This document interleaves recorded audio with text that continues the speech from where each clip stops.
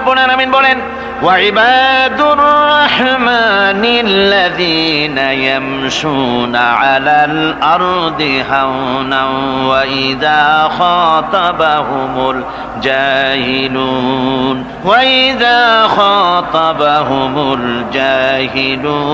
ক্বালু সালামা।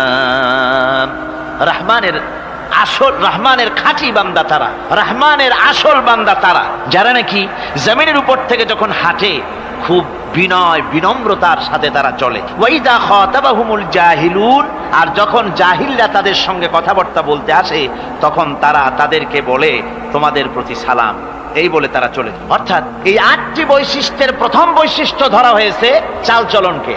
ইমানদার খাঁটি বান্দা যারা তাদের চাল চলন সম্পর্কে প্রথম বৈশিষ্ট্য ধরা হয়েছে। তার মানে হচ্ছে নির্লজ্জ, স্বৈরাচার, মাস্তান, গুন্ডা, বদমাশ, অত্যাচারী, এদের চালচলন এক ধরনের। আবার অন্যদিকে ব্যক্তিত্ব সম্পন্ন, মর্যাদাবান, এরপরে শিক্ষিত, ভদ্র, মার্জিত, তাদের চালচলন ভিন্ন ধরনের। এই দুই শ্রেণীর চালচলন কি একরকম হয় নাকি? একরকম হয় না। তার কারণ হচ্ছে ব্যক্তির চালচলনের মাঝেই তার অবস্থাটা বোঝা যায় যে আসলে লোকটি কেমন। আল্লাহ রাব্বুল আলামিন এই কথার দ্বারা এটা প্রমাণ করতে চান যে মুমিন বান্দা যারা হবে, আল্লাহর খাঁটি বান্দা যারা হবে, তাদের পরিচয় দেওয়া লাগবে না। তাদের চালচলন দেখে, তাদের হাঁটা দেখে, তাদের চলা দেখে, তাদের বলা দেখে, তাদের আচরণ দেখে লোকেরা বুঝতে পারবে যে ইনি হচ্ছেন আল্লাহর একজন খাঁটি বান্দা, একজন মুমিন ব্যক্তি, একথা বুঝতে পারবে। আর সে ব্যক্তি জমিনের উপরে চলবে খুবই বিনম্র ভাবে। কোরআনে কারিমে অন্য জায়গায় আল্লাহ রাব্বুল আলামিন বলেছেন ওয়ালা তামশি ফিল আরদি মারহান ইন্নাকা লান তাখরিকাল আরদা ওয়া লান তাবলুগাল জিবালা তুলা। আমার জমিনের উপরে অহংকারের পদবরে হেঁটো না, আমার জমিনের উপরে অহংকার করে জমিনের উপরে হেঁটো না।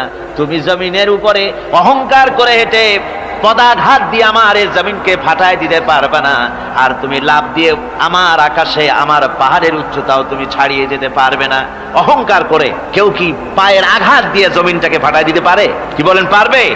আর অহংকার করে লাফ দিয়ে পাহাড়ের উচ্চতাও কি কেউ ছাড়িয়ে দিতে পারবে? পারবে না। সুতরাং অহংকার, মুমিন ব্যক্তি যারা তারা অহংকার করতে পারে না। অহংকার মুমিনের স্বভাব নয়। অহংকার করতে পারে কেবলমাত্র আল্লাহ রাব্বুল আলামিন। অহংকার হচ্ছে আল্লাহ পাকের ইজাত। অহংকার কি করতে পারেন? আল্লাহ পাক করতে পারেন। মানুষের অহংকার শোভা পায় না। মানুষ, তোমার আবার অহংকার কিসের? এক ফোঁটা নাপাক পানি দিয়ে যার জন্মের উৎস, এমন নাপাক পানি যা শরীর থেকে নির্গত হলে পরে গোসল করা ফরজ হয়ে যায়, এমন এক ফোঁটা নাপাক পানি যার জন্মের উৎস, তার অহংকার কি? অহংকার করবেন আল্লাহ রাব্বুল আলামিন। হাদিসে কুদসির ভিতরে এসেছে, আল্লাহ পাক বলেছেন যে ব্যক্তি অহংকার করে সেজন্য আমার চাদর নিয়ে টানাটানি করে। জোরে কর নাউযুবিল্লাহি মিন যালিক। সুতরাং মুমিন বান্দা যিনি হবেন, আল্লাহর খাঁটি বান্দা, রহমানের খাঁটি বান্দা, সে ব্যক্তি কখনো জমিনের উপর অহংকারের সাথে চলাফেরা করবে না, বরং তার চাল চলন হবে অত্যন্ত বিনম্র। আর কি? আর হলো জাহিলদের সঙ্গে সে কোনো বিতর্কে লিপ্ত হবে না। জাহিলরা গালাগালি দেবে, গালাগালির জবাবে সে গালাগালি দেবে না। জাহিলরা অত্যাচার করবে, অত্যাচারের জবাবে সে অত্যাচার করবে না, বরং তাদেরকে দেখলে, তারা অত্যাচার করতে আসলে, তারা গালাগালি দিলে তাদের জবাবে ইদফা বিল্লাতি হি আহসান, তাদের জবাবে তাদেরকে সালাম দিয়ে সেখান থেকে তারা কেটে পড়বে। সূরা কাসাসে অন্য জায়গায় আল্লাহ রাব্বুল আলামিন একথা আবার এভাবে বলতেছেন ওয়াইজা সামিউল লাগবা আ'রাদু আনহু ওয়া ক্বালু লানা আ'মালুনা ওয়া লাকুম আ'মালুকুম সালামুন আলাইকুম লা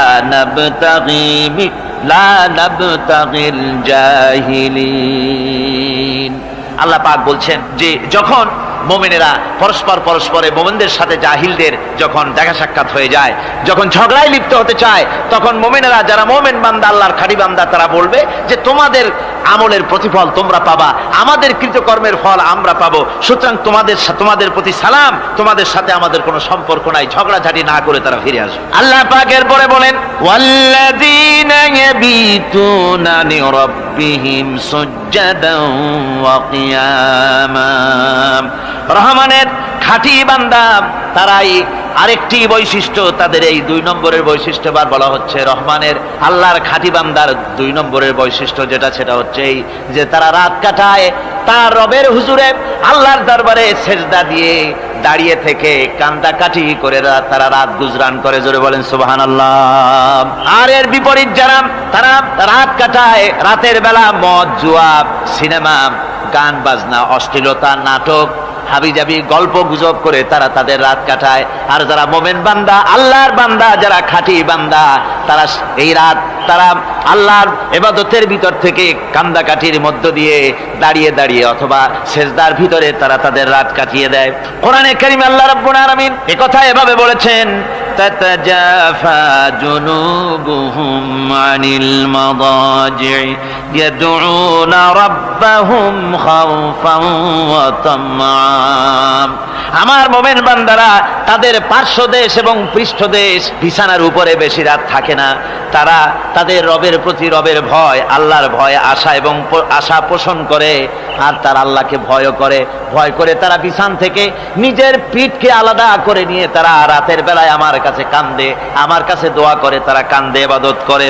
সূরা যারিয়াতের ভিতরে রব্বুল আলামিন বলতেছেন, কানু কালিলাম মিনাল লাইলি মা ইয়াহজাউনা ওয়া বিল আসহারি হুম ইস্তাগফিরুন।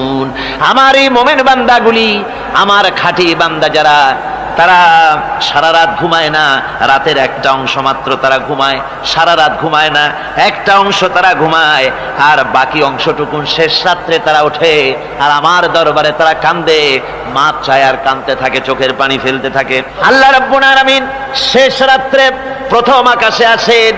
হাদিস শরীফে এসেছে, প্রথম আকাশে আল্লাহ রাব্বুল আলামিন এসে দুনিয়ার মানুষকে ডাকেন, কে আছো গুনাহ করে জীবন বোঝাই করে ফেলেছো, নাফরমানি করেছো, গুনাহ করেছো, অথবা বিপদে পড়েছো, ঋণগ্রস্ত হয়ে পড়েছো, অসুবিধায় পড়েছো, মামলা মকদ্দমায় পড়েছো, আমার কাছে মাপ চাও, আমার কাছে সাহায্য চাও।